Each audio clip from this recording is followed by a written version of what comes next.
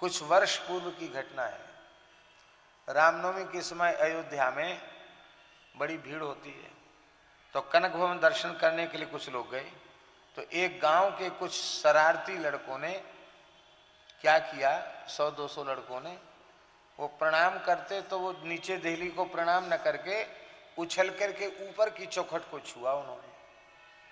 अब एक ने छुआ, 2 ने छुआ, 3 ने छुआ, 25-50 जब छू गए तो कितना ही बल प्रयोग करो, सबको यही भावना पक्की हो गई कि बिना ऊपर छुए कल्याण होने वाला।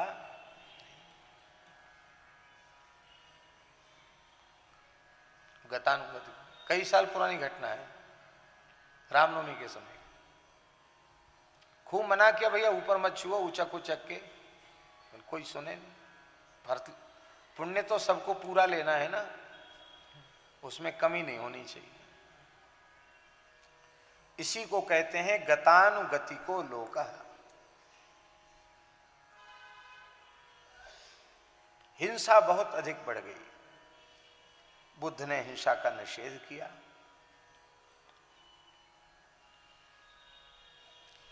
इसलिए कहते सदय हृदय दर्शित पशुघातम, पशु हत्या को देख करके भगवान के हृदय में बड़ी दया आई और भगवान की दया ही बुद्ध रूप में अवतरित हुई। बुद्ध ने वेद के सिद्धांत को ही प्रतिष्ठित किया, अहिंसा परमो धर्मः, ये वेद का ही सिद्धांत है। लेकिन बुद्ध के अनुवर्ती लोग वे अलग से मतपंथ बनाकर वे चलने लगे। और अभी तो बड़ी विचित्र बात है, बड़े दुख की बात है कि बुद्ध का अपने आप को अनुयायी बताने वाले लोग प्रायः मांसभक्षी होते हैं।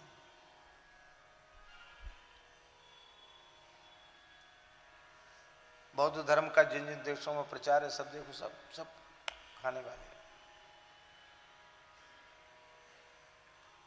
अरे उनके धर्माचार्य धर्मगुरु ही मांसभक्षी हैं, तो उनके अनुयायी क्यों ना होंगे।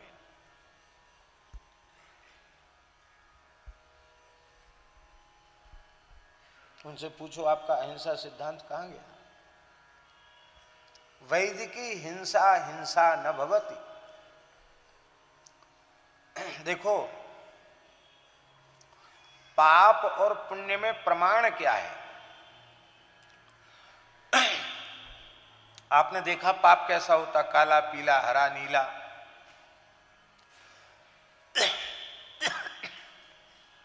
उसकी आकृति क्या है आपने देखा है? नहीं देखा। तब ये निर्णय कैसे करते हैं आपकी इदम पापम इदम पुण्यम। धर्म शास्त्र के द्वारा ही पाप और पुण्य का निर्णय होता है। वेद में जिसका विधान है उन विहित कर्मों को पुण्य कर्म कहा जाता है, और वेद में जिनका निषेध है उन निषिद्ध कर्मों के आचरण को पाप कहा जाता है। यही पुण्य पाप की परिभाषा है। इसलिए जहां कहीं श्रौत विषय में यज्ञीय हिंसा कही गई है, वो हिंसा भी हिंसा नहीं है। अब वह विषय पूर्व मीमांसा का है, अत्यंत क्लिष्ट विषय है, वो सब के बीच में न कहने की आवश्यकता है और न उसको सब कहने सुनने के समझने के अधिकारी है। लेकिन ये जो अविधि पूर्वक पशुओं की हिंसा आरंभ हो गई थी, उसका निषेध करने के लिए बुद्ध आए। उनके परवर्ती लोग उनके दिखाए हुए मार्ग पर नहीं चल सके। सनातन धर्म को ही संकट खड़ा हो गया। तब भगवान ने शिवजी से कहा कि अब तो आपको जाना पड़ेगा। जो खल दंड करऊं नहीं तोरा, भ्रष्ट हो श्रुति मार्ग मेरा। वैदिक सिद्धांत नष्ट हो रहा है, आप बचाओ उसको। शंकर शंकरो साक्षात, साक्षात भगवान सदाशिव ही शंकराचार्य के रूप से इस धरती पर अवतरित हुए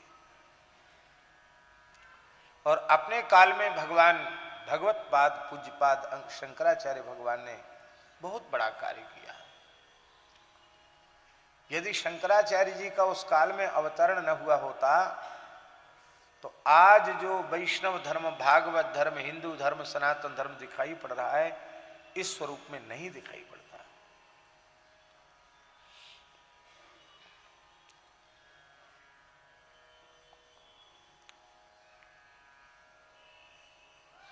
जो वेद विरोधी थे उन सबको निरुत्तर किया, एक सिद्धांत को प्रस्तुत किया। जगन्नाथपुरी के मंदिर को भी पुनः प्रतिष्ठित किया, बद्रिका आश्रम में बद्रीनाथ भगवान को भी पुनः प्रतिष्ठित किया। बड़ा भारी योगदान है। पूर्व पश्चिम उत्तर दक्षिण चारों दिशाओं में धर्म का प्रचार उन्होंने किया। यद्यपि शंकराचार्य भगवान का सिद्धांत भक्ति विरोधी नहीं है, पर परवर्ती जो लोग थे उन्होंने उनके अद्वैत सिद्धांत को, जो जैन बौद्ध आदि जो अनीश्वरवादी थे उनको दिया गया उत्तर था, उसी को सिद्धांत मानकर वे लोग, कतिपय लोग भक्ति के स्वरूप को तिरस्कृत करने लगे। देखिए, बहुत ध्यान से सुने, एक बात बड़ी महत्व की है। आप सब पढ़े लिखे बुद्धिमान हैं, इसलिए हम निवेदन कर रहे हैं।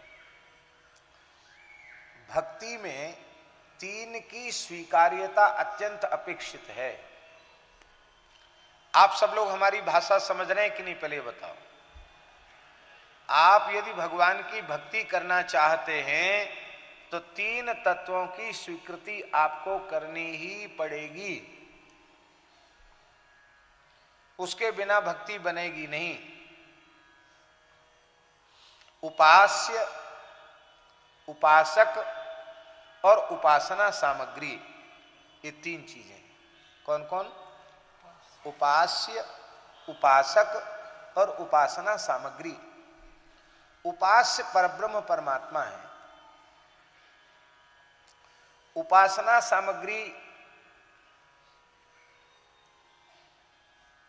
देहादि प्रकृति है और उपासक जीव है। ध्यान में आई बात?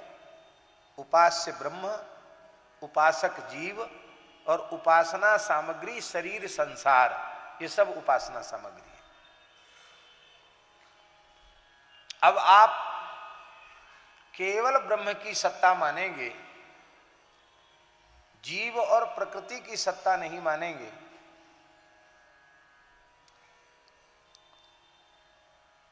जीव को कल्पित मानेंगे और प्रकृति को, माया को भी कल्पित मानेंगे, तो उपासना नहीं बनेगी। समझिए आई? ध्यान में दी बात? उपासक ही नहीं रहा और उपासना की सामग्री ही नहीं रही, तो उपासना कैसे होगी? फिर उपास्य में भी एक माया की उत्कृष्ट उपाधि से उपहित तत्व मान लिया। माया की उत्कृष्ट उपाधि से उपहित ब्रह्म है सगुण ब्रह्म ईश्वर, और माया की अपकृष्ट, निकृष्ट या अपकृष्ट उपाधि से उपहित है जीव। तो कहने का तात्पर्य है कि वो जो दो दो ब्रह्म मान लिए, एक सविशेष और एक निर्विशेष, तो सविशेष ब्रह्म भी माया की परिधि वाला हो गया। माया की जब माया कल्पित है तो उसकी परिधि वाला ब्रह्म सत्य कैसे होगा? वो भी कल्पित ही हो जाएगा। भगवान शंकराचार्य महान भक्त हैं, उनसे बड़ा भक्त उदाहरण खोजने से नहीं मिलेगा। लेकिन उनका जो सिद्धांत है, जिसमें जो वे जीव को भी कल्पित मानते हैं, प्रकृति को भी कल्पित मानते हैं, सविशेष को भी कल्पित मानते हैं, केवल निर्विशेष ब्रह्म की सत्ता स्वीकार करते हैं। यह उनका सिद्धांत जो ब्रह्म को स्वीकार नहीं करते थे ऐसे अनीश्वरवादियों के लिए दिया गया उत्तर है। वे भक्ति के विरोधी हैं, ये बात स्वप्न में भी स्वीकार नहीं की जा सकती, क्योंकि भगवान राम के, भगवान कृष्ण के, भगवान शिव के, भगवती दुर्गा के, भगवान गणेश के, भगवती गंगा के, यमुना के, सरयू के, भगवान पांडुरंग के, भगवान जगन्नाथ के, ऐसे ऐसे दिव्य स्तोत्र भगवान शंकराचार्य ने प्रकट किए हैं जो कोई महान भक्त की वाणी से ही प्रकट हो सकते हैं।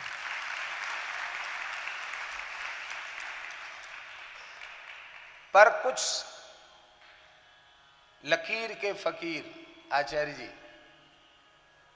वो लकीर के फकीर बोले नहीं नहीं सब कल्पित है, सब कल्पित है, सब कल्पित है। अरे भाई जगत कल्पित है, जगत ही सत्य नहीं है तो जगत में होने वाले रामकृष्ण आदि के अवतार सत्य कैसे होंगे, उनकी लीलाएं कैसे सत्य होंगी।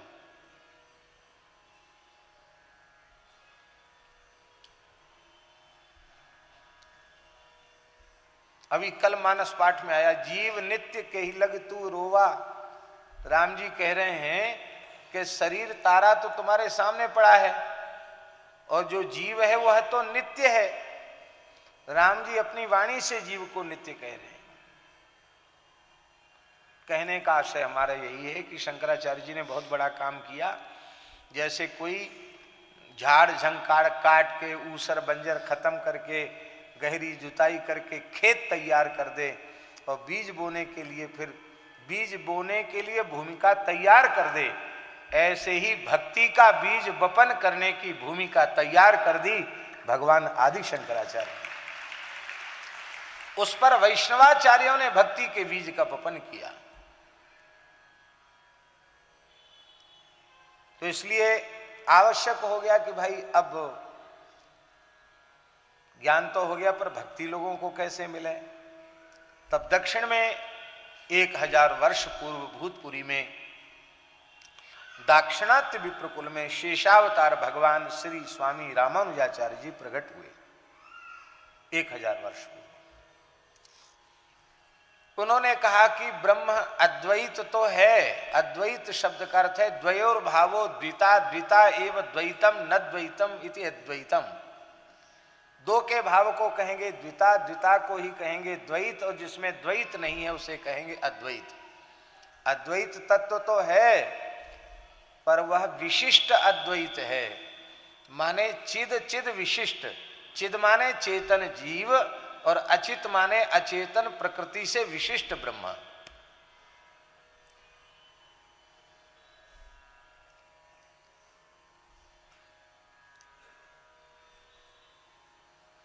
जीव और प्रकृति परमात्मा का शरीर है और परमात्मा शरीर ही है। जीव और प्रकृति परमात्मा के नियाम में है और परमात्मा दोनों का नियामक है। ये सिद्धांत उन्होंने स्वीकार किया। और भगवान की उपासना मनमाने तरीके से नहीं, शास्त्रीय विधि से करनी चाहिए। तो नारद पांचरात्र वैखानस आदि आगम परंपराओं से श्री रामानुजाचार्य जी ने उपासना का प्रतिष्ठापन किया, प्रवर्तन किया। अब समस्या ये हो गई कि वो उपासना केवल पवित्र विद्वान ब्राह्मणों तक ही सिमट कर रह गई, जनमानस को उसका लाभ नहीं हो पाया। आज भी दक्षिण में बड़े बड़े मंदिर हैं, उन्हीं पद्धतियों से उपासना होती है। लेकिन दुर्भाग्य है जिस केरल में आदि शंकराचार्य प्रकट हुए उस केरल में हिंदू अल्पसंख्यक हो गया। उस केरल में ज्यादातर ईसाई हो गए, अभी भी धर्मांतरण चल रहा है, या मुसलमान हो गए, हिंदू घट गया।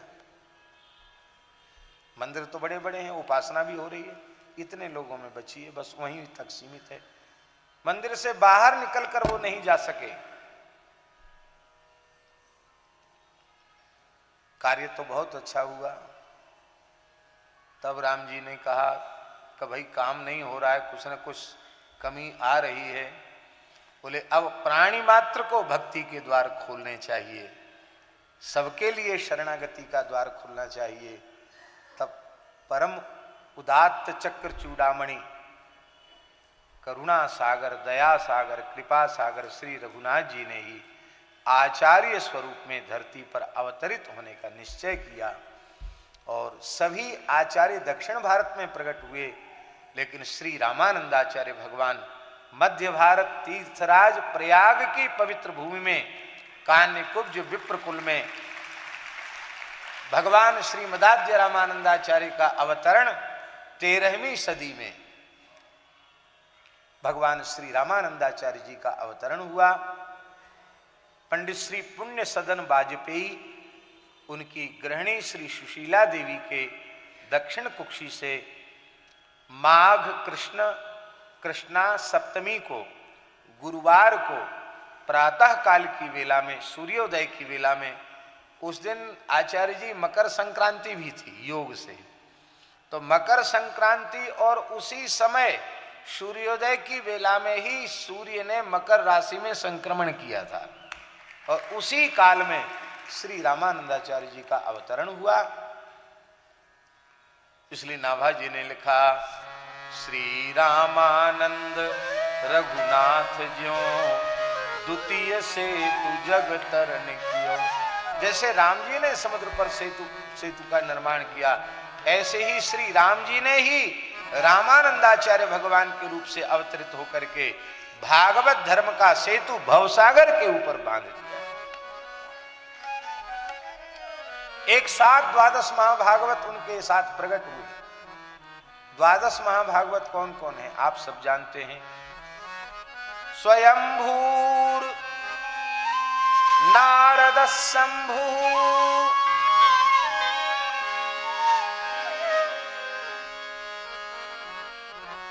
स्वयंभूर नारद शंभु, कुमारः कपिलो मनु, प्रहलादो जनको भीष्मो, बलिर्वैयास किर्वयम्, द्वादशैते विजानीमो, धर्मं भागवतं भटाः, गुह्यं विशुद्धं दुर्बोधं, यज्ञात्वामृतमश्नुते।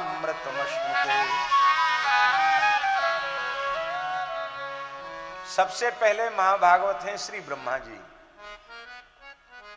दूसरे हैं नारद जी, शंकर जी, स्वयंभूर, नारद, शंभु, कुमारा, सनकादिक भगवान, कपिल भगवान, मनु जी, प्रहलाद जी, जनक जी, भीष्म जी, बलि जी, वैयासिकी माने शुकदेव जी, और 12वें श्री धर्मराज यमराज जी। ये 12 महाभागवत।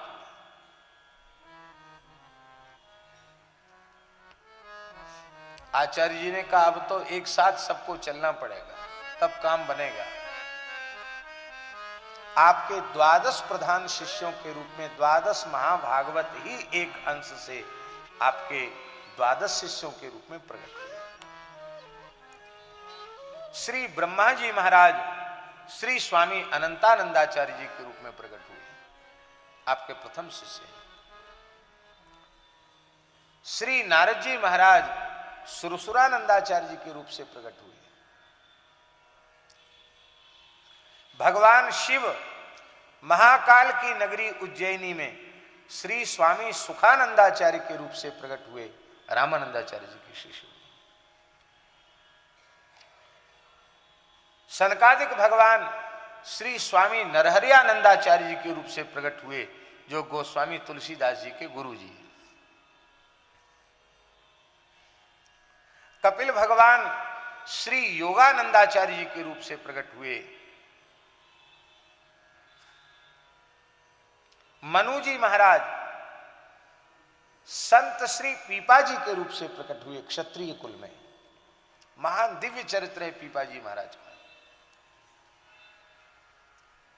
श्री प्रहलाद जी महाराज अयोनिज बालक सिद्ध संत श्री कबीरदास जी के रूप में प्रकट हुए, प्रहलाद जी।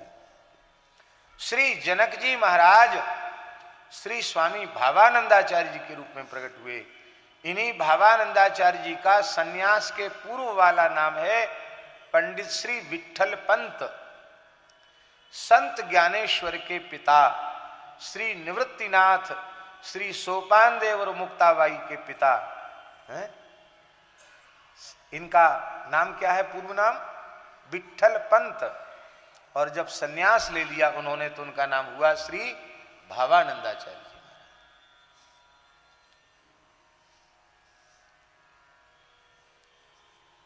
जनक जी के अवतार हैं।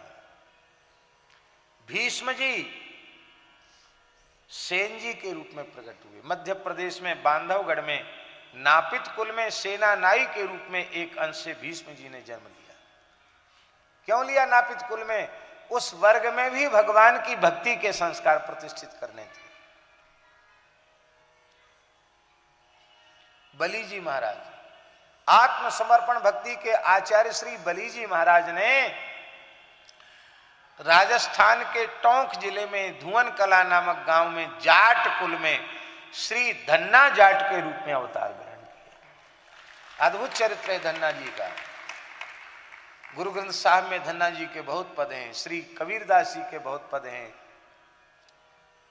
और श्री सुखदेव जी महाराज ने श्री स्वामी गालवानंदाचार्य जी के रूप से अवतार ग्रहण किया, और यमराज धर्मराज ने संत श्री रैदास जी के रूप में अवतार ग्रहण किया।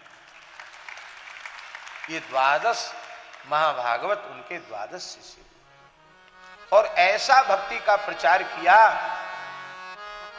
कि वाणी में सामर्थ्य नहीं है।